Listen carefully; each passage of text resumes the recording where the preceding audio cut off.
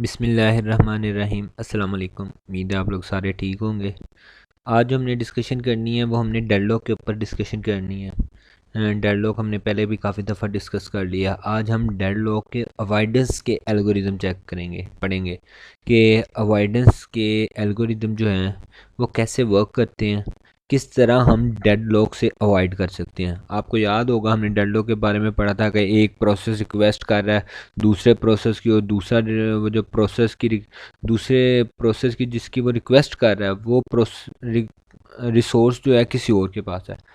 जैसे for example P1 process request कर रहा है R1 की, और R1 जो रिसोर्स है वो P2 के पास है, ठीक है। और इसी तरह रिसोर्स 2 जो है वो P1 के पास है, और P2 रिक्वेस्ट कर रहा है R2 की। यानी कि एक साइकिल सा क्रिएट हो गया, ठीक है। एक साइकिल सा क्रिएट हो गया कि जी प्रोसेस P1 को चाहिए R1, और वो R1 है P2 के पास, और P2 को चाहिए R2, और वो R2 है P1 के पास। तो एक साइकिल सा क्रिएट हो गया। वो कहता है नहीं पहले आप फ्री करो फिर मैं फ्री करूँगा। अब ऐसा नहीं हो रहा, ठीक है। एक साइकिल सा क्रिएट हो गया, एक डेडलॉक कंडीशन क्रिएट होगी, ना वो पहले छोड़ा है ना वो पहले छोड़ा है, तो दोनों को रिक्वायर्ड भी हैं। तो ये बेसिकली हमारे पास डेडलॉक था। हमने मल्टीपल इसकी एग्जांपलें देखी थी, बहुत दफ़ा देखी थी कि जी जिस तरह हमने काफ़ी दफ़ा वो ब्रिज वाली भी एग्जांपल देखी थी। दो कार आ गई हैं, अब आमने सामने कारें हैं, डेडलॉक कंडीशन क्रिएट हो गई। फिर हमने देखा था स्टूडेंट्स की एग्जांपल ले ली थी हमने कि एक के पास पेंसिल है और एक के पास रजिस्टर है। वो कहता है जी पहले तू मुझे पेंसिल दे, वो कहता है वो रजिस्टर दे, तो एक डेडलॉक क्रिएट हो गया। तो इसी तरह ये डेडलॉक के बारे में हमने काफ़ी डिस्कशन की हुई थी। अब जो हमने आज बात करनी है वो है अवॉइडेंस एल्गोरिदम की, ठीक है। यानी कि हम डेडलॉक से किस तरह अवॉइड कर सकते हैं। अब यहाँ पे देखें दो तरीके हैं। Single instance of a resource type, अगर आपके रिसोर्स की सिर्फ एक कॉपी है तो आप यूज़ करते हैं रिसोर्स एलोकेशन ग्राफ, ठीक है। रिसोर्स एलोकेशन ग्राफ यूज़ करेंगे। अगर आपके पास मल्टीपल इंस्टेंस है आपके रिसोर्सेज के, यानी कि एक रिसोर्स की मल्टीपल कॉपीज़ हैं। अगर आपको याद होगा पहले हमने रिसोर्स एलोकेशन ग्राफ भी एक दफ़ा देखा था, जहाँ पे मल्टीपल कॉपीज थी एक रिसोर्स की। अगर मैं आपको दिखा देता हूँ यहाँ पे आपको याद आ जाएगा। ये देखें, यानी कि इस रिसोर्स की कितनी कापियाँ, दो। इस रिसोर्स की कितनी कापियाँ, तीन। और इसकी एक कापी, यानी कि वो एक कापी वाली की बात कर रहा है। अब कहता है अगर एक कापी वाला काम है, यानी कि सिर्फ रिसोर्स की एक ही कापी है, तो आप लोगों ने क्या करना है, आप लोगों ने रिसोर्स एलोकेशन ग्राफ करना है। अगर एक से ज़्यादा कापियाँ होंगी तो आपने बैंकर्स एल्गोरिदम अप्लाई करना है, ठीक है। आज ही हम दोनों पढ़ेंगे, बैंकर्स एल्गोरिदम भी देखेंगे और रिसोर्स एलोकेशन ग्राफ भी देखेंगे। रिसोर्स एलोकेशन ग्राफ का RAG स्कीम से भी कहते हैं। अब यहाँ पे देखें, सबसे पहला होता है claim edge. Claim edge PI, यानी कि एक प्रोसेस है, वो एक रिसोर्स RJ जिसका नाम है, ठीक है, इंडिकेट दैट प्रोसेस J में request resources RJ represented by dash line. यानी कि वो क्लेम कर रहा है मे भी उसे रिक्वायर्ड हो एक रिसोर्स, ठीक है। डैश लाइन क्या रिप्रेजेंट कर रही होगी कि इस प्रोसेस को वो रिसोर्स चाहिए हो सकता है, रिक्वायर्ड हो सकता है। अभी वो सिर्फ और सिर्फ कह लें कि इंडिकेट कर रहा है कि वो रिक्वेस्ट कर सकता है, की नहीं है उसने रिक्वेस्ट। बात समझ आ रही है। क्लेम का क्या मतलब है कि वो रिक्वेस्ट कर सकता है, अभी की नहीं। अब यहाँ पे आगे देखें, claim edge converted to requested edge. Claim edge वो जो डैश लाइन के साथ, डॉटेड लाइन के साथ होगा, वो एक दूसरी लाइन में रिक्वेस्ट एज में कब कन्वर्ट होता है, जब वो रिक्वेस्ट कर देता है, ठीक है। मैं डायग्राम से ये देखें, ये रिक्वेस्ट कर रहा है, ठीक है, ये क्लेम एज है, क्लेम एज है, और ये रिक्वेस्ट है, ठीक है। ये क्लेम एज है और ये कौन सा एज है, रिक्वेस्ट एज। यानी कि ये P2 R2 की रिक्वेस्ट कर सकता है, और यहाँ से ये भी बता रहा है कि P1 भी रिक्वेस्ट कर सकता है R2 की। ये R2 एक रिसोर्स है, P1 भी रिक्वेस्ट कर सकता है। मेरे लफ्ज़ों पे गौर करें, मैं कह रहा हूँ कर सकता है, मैं ये नहीं कह रहा हूँ की है, ठीक है। वो कर सकता है, लेकिन ये जो है रिक्वेस्ट एज है, ये क्लेम एज है, यानी कि हो सकती है वो रिक्वेस्ट करे, और ये रिक्वेस्ट एज है, यानी कि इसने किया हुआ है, ये रिक्वेस्ट की हुई है, ये कर सकता है और ये की हुई है। तो अब वो यही बता रहा है, कहता है जी ये देखिए पीछे वाली डायग्राम, कहता है claim edge convert to request edge when a process request a resource. Claim edge जो सा होगा, जो ये वाला एज है, ये रिक्वेस्ट एज में जब कन्वर्ट हो जाएगा जब वो रिक्वेस्ट कर देगा। Request edge convert to an assignment edge when the resource is allocated to the process. ये देखें, ये यहाँ से आपको समझ, जब ये वाला यानी कि ये इसने रिक्वेस्ट की है और ये रिसोर्स एलोकेट हुआ है इस प्रोसेस को, जो रिसोर्स से लाइन एरो जो है वो प्रोसेस की तरफ जाए, उसका मतलब है कि ये रिसोर्स इस प्रोसेस को एलोकेट हुआ है। कहता है रिक्वेस्ट एज इस शक्ल में तब कन्वर्ट होता है जब ये रिसोर्स एलोकेट कर दिया जाए। अब समझे जरा इस बात को, इसने कहा है जी ये क्लेम कर रहा है, मैं भी रिक्वेस्ट कर सकता है, ठीक है। ये डॉटेड लाइन जैसे इसने रिक्वेस्ट की, ये लाइन फिल हो गई, उसका इसकी तरफ इशारा हो गया कि मुझे ये चाहिए, रिक्वेस्ट कर दी है। जैसे ये रिक्वेस्ट एक्सेप्ट हुई तो ये लाइन का एरो इस तरफ हो जाएगा कि यार ये अब R2 इसके पास है, ठीक है। जैसे यहाँ पे है, देखें ये R1 P1 के पास है। बात समझ आ रही है? अब आप पीछे देखें क्या बात है। अब आगे क्या कहता है, when a resource is ready by process assignment edge converted to a claim edge, ठीक है। जब वो रिसोर्स फ्री कर देगा, यानी कि उसने काम कुम कर लिया, रिलीज़ कर देगा, तो असाइनमेंट एज वगैरह जो है उसने असाइनमेंट की हुई थी वो क्लेम एज में दोबारा कन्वर्ट हो जाएगा, ठीक है। Resource must be claimed a priority in the system, priority की बेस पे वो आप क्लेम वगैरह जो है वो करेंगे। अब यहाँ पे देखें, ये हमारे पास एक डायग्राम है, यहाँ पे देखें P2 क्या कर रहा है, क्लेम कर रहा है, इसकी तरफ ये भी क्लेम यानी कि रिक्वेस्ट कर सकते हैं। अब आगे देखें, इसने बेसिकली यहाँ पे रिक्वेस्ट कर दी है, ठीक है। वो एक लाइन उसने यहाँ पे मिस हो गई है, समझे। ये उसने रिक्वेस्ट की, ये कन्वर्ट हो गया, क्लेम एज रिक्वेस्ट एज में कन्वर्ट हुआ, और ये R2 एलोकेट कर दिया गया इसे P2 को, ठीक है।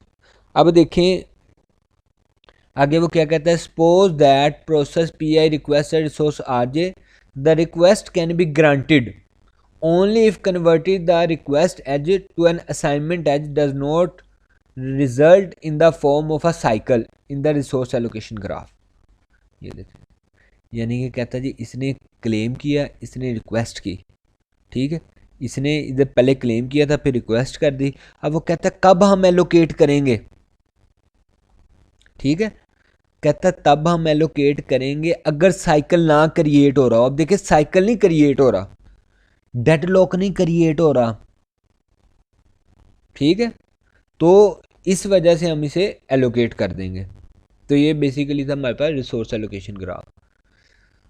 अब जो मोस्ट इम्पोर्टेंट है, सॉरी, जो मोस्ट इम्पोर्टेंट है वो है बैंकर्स एल्गोरिदम। मोस्ट इम्पोर्टेंट, ये भी अवॉइडेंस एल्गोरिदम है। ये किसके लिए, जब आपके पास मल्टीपल रिसोर्स होते हैं, ठीक है, यानी कि एक रिसोर्स की मल्टीपल कॉपीज़ होती हैं, तब हम बैंकर्स एल्गोरिदम अप्लाई करते हैं। वो आप देख लें, वो यही कह रहा है, multiple instance each process must a priority claim maximum use, ठीक है। हर प्रोसेस जो है वो बता देगा उसे इतनी मैक्सिमम नीड चाहिए। फॉर एग्जांपल 4 लोग बैठे हुए हैं, चारों ने कह दिया जी खाना खाने लगे हैं, चारों ने अपनी मैक्सिमम नीड बता दी। एक कहता है जी मैंने 2 रोटियां खानी है, एक कहता है जी मैंने 3 खानी है, एक कहता है मैंने 4 खानी है, और एक जो है वो कहता है मैंने सिर्फ 1 खानी है। तो वो पहले ही बता देंगे उन्हें मैक्सिमम कितनी नीड है। हर प्रोसेस जो है वो पहले ही बता देगा कि मुझे इस रिसोर्स की इतनी नीड है, ठीक है। रिसोर्स कुछ भी हो सकते हैं, ठीक है। रिसोर्स हमारा प्रिंटर भी एक रिसोर्स है, ठीक है। हमारे जितने मेमोरी है ये भी रिसोर्स है। तो वो उनकी रिसोर्सेज की बात कर रहा है, वो पहले बताएंगे यार हमें ये रिसोर्स चाहिए। When a process request a resource it may have to wait, कहते हैं जब प्रोसेस रिक्वेस्ट करेगा रिसोर्सेज की तो वो वेट करेगा। वेट क्यों करेगा, हम चेक करेंगे यार कहीं इसे अगर हम रिसोर्स दे दें तो कहीं डेडलॉक तो ना हो जाएगा। बात समझ आ रही है कि अगर मैंने एक ये जो चीज़ है, ये चीज़ मैंने इसे दे दी तो कहीं ऐसा ना हो कि उसके नतीजे में एक डेडलॉक क्रिएट हो जाए। तो हमने वो दे के रिसोर्स एलोकेट करने होते हैं, इस वजह से प्रोसेस को वेट करना पड़ता है। When a process gets all its resources it must return then in a finite amount of time, ठीक है। जब हम उसे एलोकेट कर देते हैं रिसोर्सेज को, वो रिटर्न करते हैं हमें कुछ स्पेसिफिक टाइम के बाद। अब हम देखते हैं बच्चे, ये आपने चीज़ें समझ लेनी है, अभी हम आगे देखेंगे आपको सारी बातें क्लियर हो जाएंगी। 4 चीज़ें होंगी, एक अवेलेबल, एक मैक्सिमम, एक एलोकेशन, एक नीड। ठीक है, मैट्रिक्स की फॉर्म में। अब आपने समझना ये चार चीज़ें क्या है। अवेलेबल का मतलब है, अवेलेबल का मतलब है कि मेरे पास इस टाइम इतने रिसोर्सेज हैं। अवेलेबल तो समझते हैं ना। मैं आपके पास आता हूँ, मैं कहता हूँ यार, आप फॉर एग्जांपल कह लें आपके पास मोबाइल थे 5-6, मैंने कहा यार आपके पास इस टाइम कितने मोबाइल अवेलेबल हैं। आपने कहा जी 2 मोबाइल अवेलेबल। ठीक है, टोटल तो आपके पास 5 थे, लेकिन आपने पहले एक एक किसी दोस्त को दिया हुआ है, सिर्फ आपके पास 2 अवेलेबल है, तो ये अवेलेबल है। ठीक है, अवेलेबल का मतलब ये है। अब यहाँ पे देखें, vector of length m if variable j, यानी कि उसने अरे की बताया अवेलेबल की, के और देर आर के instance of the resource type R J available. ठीक है, यानी कि यहाँ पे वो क्या बात बताने की कोशिश कर रहा है, ये अभी हम आगे सारी बातें देखेंगे ना, जब हम इसे काम करेंगे तो आपको सारी बातें ये समझ आ जाएंगी। अवेलेबल का मतलब है कि यार इस टाइम मेरे पास इतने रिसोर्सेज अवेलेबल हैं। ठीक है, उसके बाद देखिए मैक्सिमम, हर प्रोसेस बताएगा कि यार मुझे मैक्सिमम इतने रिसोर्सेज चाहिए। मैक्सिमम का क्या मतलब है कि मुझे इतने रिसोर्स चाहिए, इससे ज़्यादा की मैं डिमांड नहीं करूँगा, सिर्फ और सिर्फ मुझे इतने रिसोर्स चाहिए। उसके बाद एलोकेशन, एलोकेशन का मतलब है आपको पहले कितने दिए हुए हैं यार, आपको रिसोर्स चाहिए। फॉर एग्जांपल मेरे पास, मुझे चाहिए, सॉरी, मुझे चाहिए 5 रिसोर्सेस, लेकिन मुझे मैक्सिमम नीड मेरी कितने की है, 5। एलोकेट मुझे हुए 3, मुझे अभी 2 एलोकेट नहीं हुए रिसोर्स, तो मुझे एलोकेशन कितने की है, 3 की है। अब नीड कितने की है, 2 की। टोटल मुझे कितने, मैक्सिमम कितने प्रोसेस चाहिए थे, रिसोर्सेज चाहिए थे 5।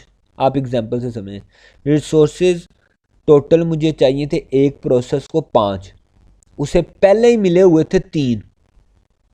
ठीक है, उसको पहले ही कितने मिले हुए हैं, 3। अब उसकी नीड कितनी होगी, एलोकेशन तो उसकी 3 होगी, नीड कितनी है, 2 की। 2 से और रिसोर्सेज मिलेंगे, वो अपना काम कर लेगा। तो ये बेसिकली नीड है। अब आप आगे देखें, नीड का एक फार्मूला है मैक्सिमम माइनस एलोकेशन। ये अब अभी हम करेंगे आगे, आपको सारी बातें क्लियर हो जाएंगी। ठीक है, ये भी हम आगे देखते हैं सेफ्टी एल्गोरिदम कि हमने कब, अब वो पीछे अगर आपको याद होगा ये वाली, मैंने प्रोसेस रिक्वेस्ट है resource it may have to wait. ठीक है, यानी कि जब वो रिक्वेस्ट करेगा तो हम बेसिकली ये एल्गोरिदम कर देते हैं सेफ्टी एल्गोरिदम कि यार हम इसे किस सूरत में देंगे। अगर हम इसे देंगे ये रिसोर्सेज, कहीं ऐसा ना हो डेडलॉक क्रिएट हो जाए, तो वो देख के हम सेफ्टी एल्गोरिदम अप्लाई करके, अगर हम सेफ स्टेट में हैं तब हम देंगे, अगर नहीं है तो हम नहीं देंगे। ठीक है, ये आपने पढ़ लेनी है चीज़ें, इसको मैं आप लोगों को आगे प्रैक्टिकली जो हमने देखना है वो करके देखते हैं। अब यहाँ पे एग्जांपल देखें, ऐसा पेपर में क्वेश्चन आ सकता है। ठीक है, इस तरह का कोई डायग्राम आपको इस तरह का प्रोसेस दे देगा, ये चीज़ें आपको सारी अभी समझ आ जाएंगी जब हम करके देखेंगे कि नीड कैसे हमने कैलकुलेट की। मैथमेटिकल सारी चीज़ें हैं ये, मैथमेटिकल जब हम यहाँ पे परफॉर्म करेंगे आपको सारी बातें क्लियर हो जाएंगी। अब देखें, यहाँ से पढ़ना शुरू करें। कहता है ये 5 प्रोसेस हैं, P0 से लेके P4 तक। ओके हो गया, ये देखें P0 से लेके P4 तक। उसने कहा 3 रिसोर्सेज की टाइप है आपके पास। ठीक है, 3 रिसोर्सेज की टाइप में कौन कौन सी, A B C। ए की कितनी कापियां आपके पास, 10। देखें बैंकर एल्गोरिथम अप्लाई तब होता है जब हमारे पास कापियां ज़्यादा हों। ठीक है, रिसोर्सेज के अंदर मल्टीपल रिसोर्सेज हों, तो 10 कापियां इसके पास। बी के पास कितनी है, 5। सी के पास कितनी है, 7।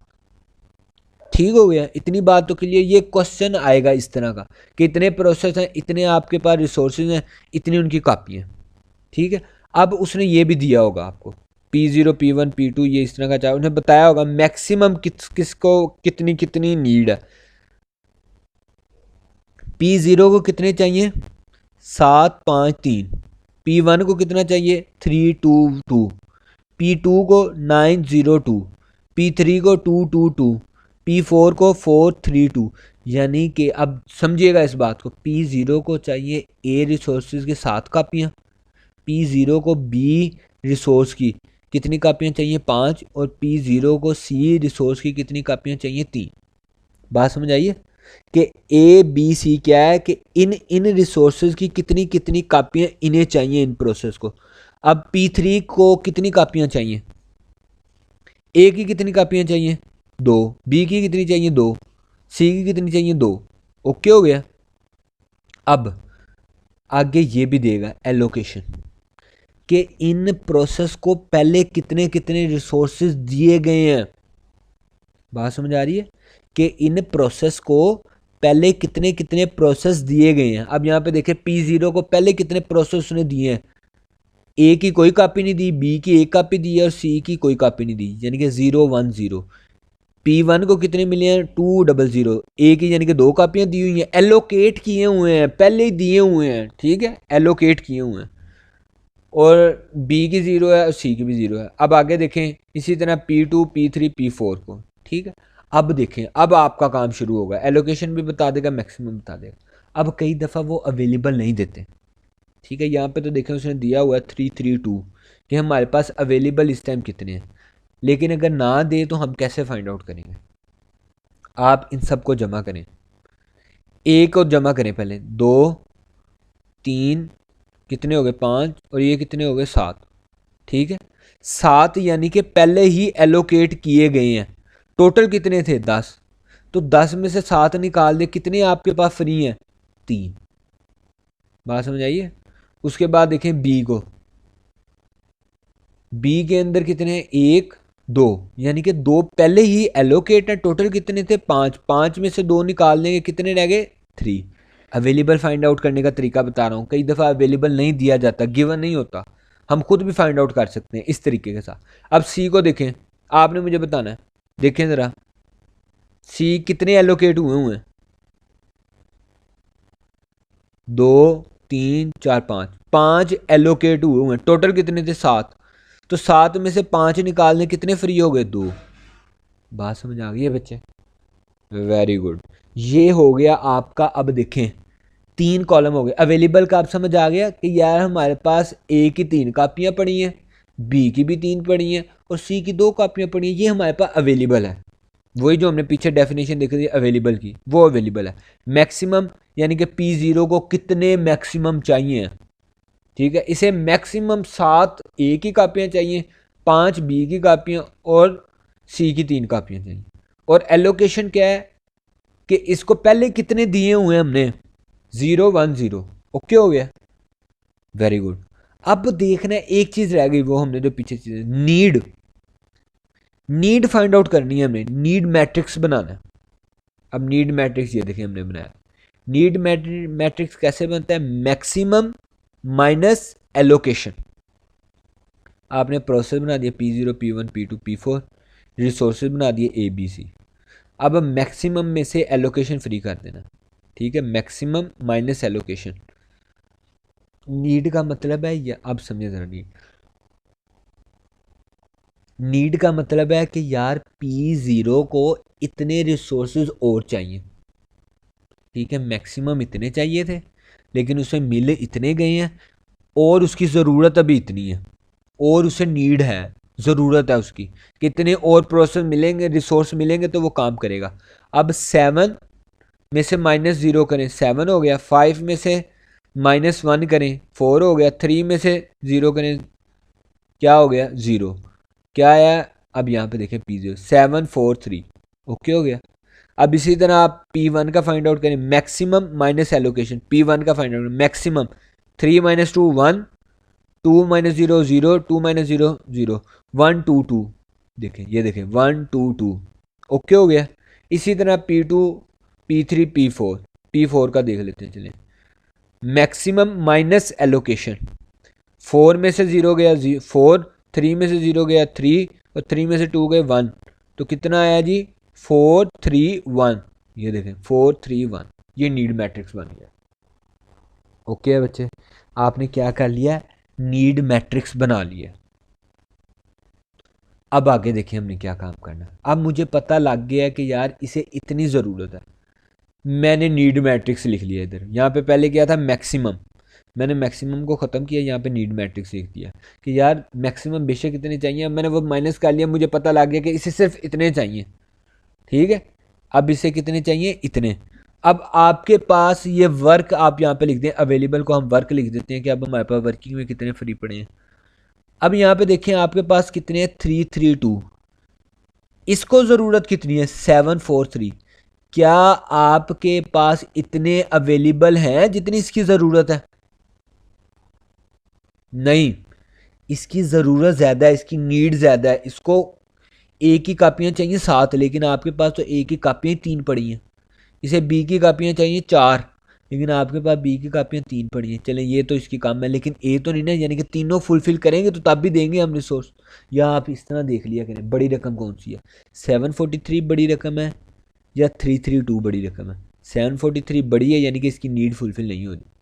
ओके हो गया। अब इधर आ जाए 122, यानी कि P0 को अभी हम एलोकेट नहीं कर सकते। एक बार याद रखें कि हम कब एलोकेट करते हैं, जब हमारी नीड अवेलेबल से कम होगी तब हम प्रोसेस को एग्जीक्यूट कर देंगे। अगर हमारी नीड अवेलेबल से ज़्यादा होगी तो हम प्रोसेस को एग्जीक्यूट नहीं करेंगे। अब यहाँ पे देखिए, हमारी नीड जो थी वो ज़्यादा थी प्रोसेस P0 की, ठीक है, प्रोसेस 0 की नीड ज़्यादा थी, अवेलेबल कम थी, इस वजह से P0 को हम एग्जीक्यूट नहीं करेंगे। अब हम अगला देखेंगे, अगला देखें P1 122 वैल्यू जो है 122 वो कम है 332 से, यानी कि इसे ए की कापियाँ कितनी चाहिए 1, बी की कितनी चाहिए 2 और सी की कितनी चाहिए 2, ये हमारे पास अवेलेबल है। तो आप क्या करेंगे, P1 को एग्जीक्यूट करेंगे, ठीक है, P1 को आप एग्जीक्यूट करेंगे। अब जैसे ही P1 को आपने रिसोर्सेज दे दिए, अब यहाँ पे एक बात नहीं समझने वाली है, आपने P1 को उसके रिसोर्सेज दे दिए, उसने क्या किया, उसने अपना काम किया। जैसे ही उसका काम हो गया तो ये जो उसकी नीड थी वो तो ख़त्म हो गई। तो जो हमने उसे, यानी कि नीड उसकी ख़त्म हो गई, ये उसका काम फुलफिल हो गया, तो उसकी जो एलोकेशन पहले थी वो फ्री नहीं हो जाएगा। अब ज़रा स्टोरी समझे ज़रा। मुझे चाहिए थे, फॉर एग्ज़ाम्पल कह लें, मुझे चाहिए थे 5 मोबाइल, ठीक है, टोटल मुझे कितने चाहिए थे 5 मोबाइल एक काम करने के लिए। लेकिन मेरे पास पहले कितने थे 3 मोबाइल, मेरे पास पहले कितने थे 3 मोबाइल, टोटल मुझे कितने चाहिए थे 5। मेरी नीड कितने की थी 2 की। अब जैसे मुझे 2 मोबाइल मिल गए, ठीक है, अब मुझे जैसे ही 2 मोबाइल मिल गए मैंने अपना काम ख़त्म कर दिया। मुझे जैसे 2 मिले मेरे टोटल 5 मोबाइल हो गए, जो मैंने काम करना था वो मैंने काम ख़त्म कर लिया। और जैसे ही मेरा काम ख़त्म हुआ तो अब मेरे देखें 5 के 5 मोबाइल नहीं फ्री हो गए, वो जो 3 पहले मेरे पास थे और 2 जो मैंने लिए थे वो टोटल नहीं फ्री हो गए। तो अब यहाँ पे समझें, जैसे ही इसे ये वाले रिसोर्सेज मिले तो जो इसने पहले एलोकेट किए थे वो भी फ्री कर दिए। तो हमने ये इस अवेलेबल रिसोर्सेज के अंदर 200 को प्लस कर देना है। 332 के अंदर आप 200 को प्लस करें, क्या होगा, जब ये P1 एग्जीक्यूट हो जाएगा, जैसे ही P1 एग्जीक्यूट हो जाएगा तो ये रिसोर्सेज फ्री हो गए, तो ये इसके अंदर जमा कर दें। कितने हो गया 200532, ठीक है, 332 के अंदर हमने ये एलोकेशन वाले ऐड कर दिए, क्योंकि अब इसने काम अपना ख़त्म कर दिया है। तो काम ख़त्म करने के बाद हम ये जो 200 एलोकेट थे वो इसने फ्री किए, तो वो हमारे अवेलेबल के अंदर जमा हो गए। क्या अब हमारे पास अवेलेबल इतने हैं? बात समझ आ रही है बच्चे? ठीक है, यानी कि जैसे मैंने आपको मोबाइलों वाली एग्जांपल बताई, पहले मेरे पास 3 मोबाइल थे, फिर मुझे 2 और मोबाइल, या आप चलें मोबाइल की समझ लें, कंप्यूटर की समझ लें, प्रिंटर का मुझे रिसोर्स चाहिए था, ठीक है, रिसोर्स जैसे ही मुझे प्रिंटर का मिलेगा मैं उसको काम करके फ्री नहीं करूँगा।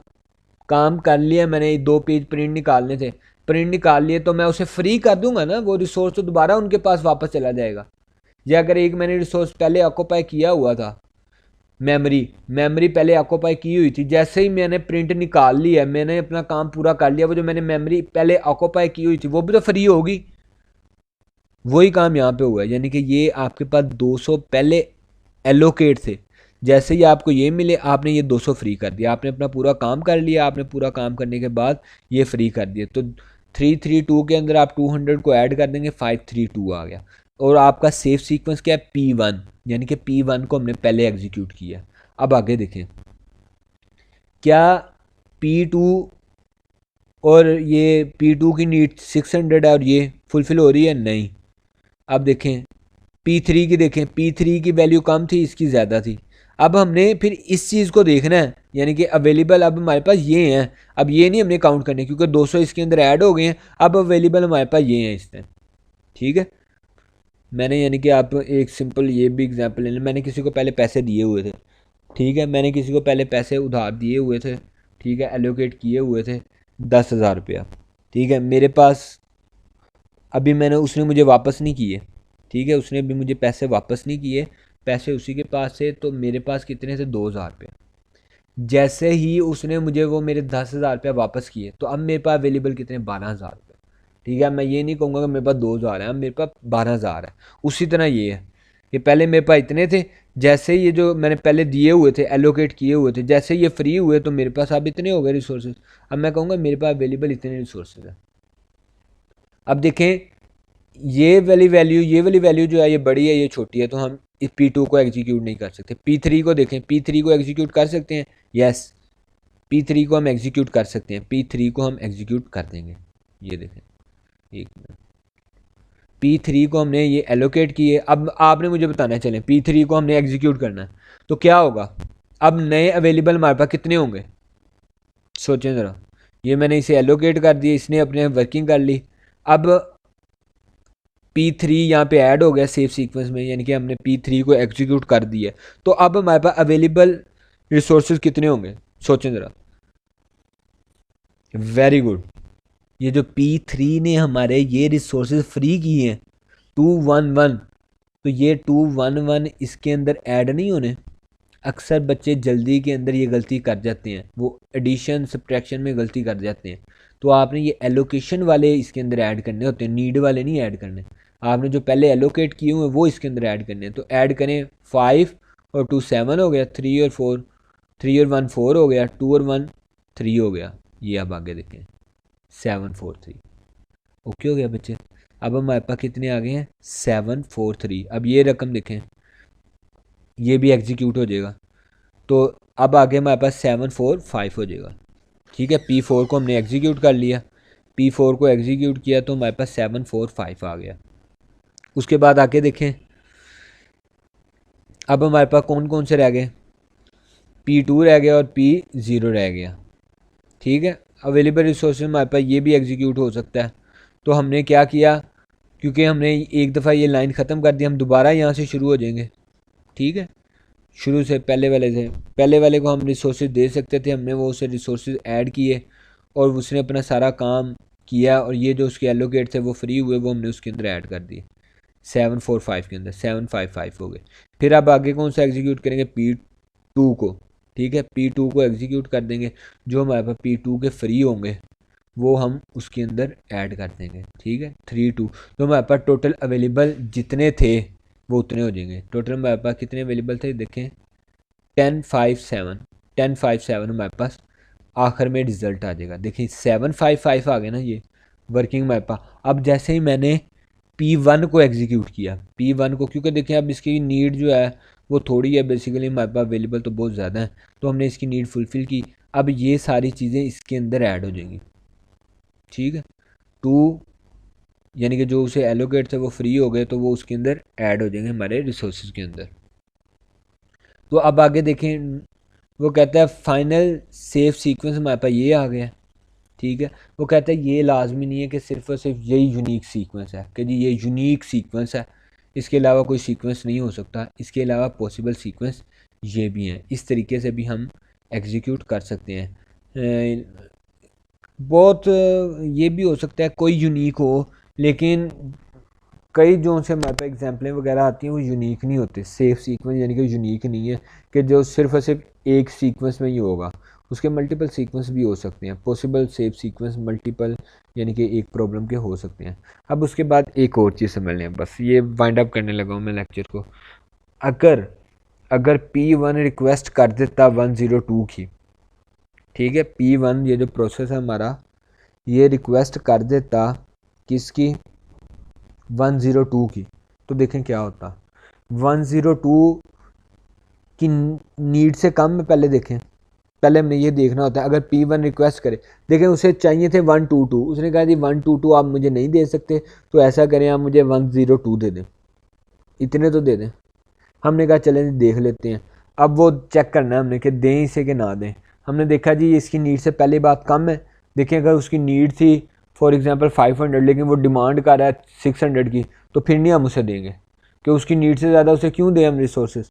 अगर कोई प्रोसेस रिक्वेस्ट करे अपनी नीड से कम की रिसोर्सेज की तो हम देख सकते हैं कंडीशनों की बेस पे। पहले हम चेक करेंगे इसकी नीड से कम है, हाँ जी इसकी 102 की उसने नीड की है, 102 की उसने रिक्वेस्ट की है लेकिन नीड उसकी 122 थी, तो यानी कि उसकी नीड से कम है उसकी रिक्वेस्ट, तो हम उसे दे देंगे। ट्रू हो गया, ये एक कंडीशन ट्रू होगी। उसके बाद फिर हम दूसरी कंडीशन देखते हैं कि यार वो जो उसने रिक्वेस्ट की है वो अवेलेबल हैं भी हमारे पास कि नहीं। बात समझ आ रही है। पहले उसने रिक्वेस्ट की हमें P1 ने हमें रिक्वेस्ट की, P1 ने कहा मुझे 102 चाहिए, ठीक है। अब मैं देखूंगा यार इसकी नीड से कम है, पहली कंडीशन ये थी। अगर नीड से कम है फिर मैं दूसरी कंडीशन चेक करूँ। पहली कंडीशन ट्रू होगी कि जी उसकी नीड से कम है, मुझे पता लग गया। फिर मैं आगे चेक करूँगा यार के आगे ये जो रिक्वेस्ट कर रहा है इतने मेरे पास हैं भी कि नहीं, अवेलेबल हैं भी कि नहीं। अगर मेरे पास अवेलेबल ही नहीं तो बेशक जितनी मर्जी की रिक्वेस्ट की जाए, ठीक है। फॉर एग्जांपल एक पर्सन है, उसको रिक्वेस्ट थी कि जी मुझे 10,000 दिया जाए, ठीक है, नीड उसकी 10,000 की थी, ठीक है। लेकिन अब उसने कहा जी चले 10,000 नहीं 7,000 दे दें, तो पहले देखा जी उसकी नीड से कम ही मांग रहा है, यानी कि पहले वो कह रहा था 10,000 चाहिए, मुझे कहा 15,000। ऐसे तो नहीं ना होगा, कहानी तो नहीं करवा रहा कहीं। इसमें सपोज वैसे आपको एग्जांपल रियल लाइफ से रिलेट कर रहा हूँ ताकि समझने में आसानी हो। आपने देखा यार इसने पहले 10 कहा था, चलिए अब 7 कह रहा है, ठीक है। अब मैं देखूंगा यार चलो 10 नहीं था मेरे पास 7 है भी कि नहीं, 7,000 है। अगर 7,000 है चल मैं 7,000 दे देता हूँ उसे, ठीक है। तो देखें यही काम यहाँ पे, उसने पहले देखा जी नीड उसकी, नीड से कम की डिमांड कर रहा है, हाँ जी नीड से कम की डिमांड कर रहा है। उसके बाद देखूंगा अवेलेबल है भी कि नहीं, अगर अवेलेबल हैं तो मैं उसे एलोकेट कर दूंगा। ये यहाँ पे अब देखें काम होने लगा।